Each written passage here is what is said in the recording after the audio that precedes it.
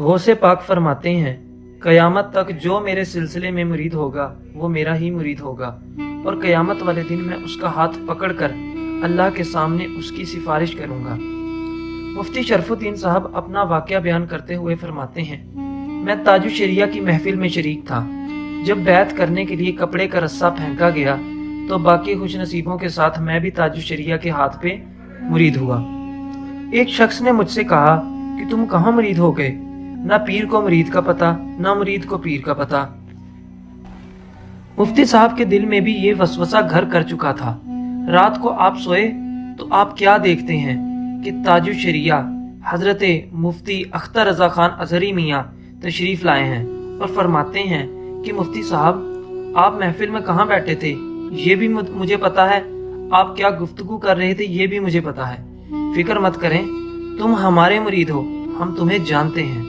मुफ्ती साहब ने कहा कि हजरत मैं आपसे बात कैसे कर पाऊंगा, आपसे मुलाकात कैसे करूंगा, मेरा और आपकी रिहाइश तो बहुत दूर है।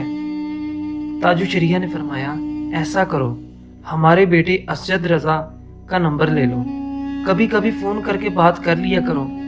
मुफ्ती साहब कहते हैं कि इसी दौरान मेरे घर के दरवाजे पर दस्तक हुई और मेरी आंख खुल गई।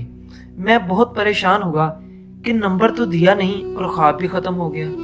मुफ्ती साहब कहते हैं कि मेरे मोहल्ले में एक इंजीनियर साहब रहते थे जिन्होंने बरेली शरीफ में एक अच्छा काम किया था।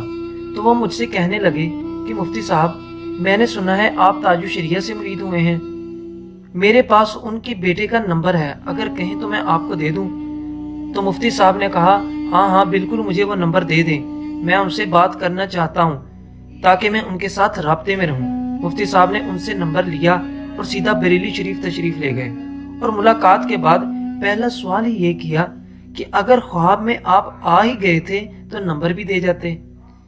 तो शहजादा आला हजरत ताजु शरिया मुफ्ती अख्तर रजा खान अजहरी मियाँ रहमतुल्लाहि ताला अलैह ने फरमाया, मुफ्ती साहब मैं तो ख्वाब में ही था और नंबर देने ही वाला था, मगर आपके दरवाजे पर दस्तक हो गई।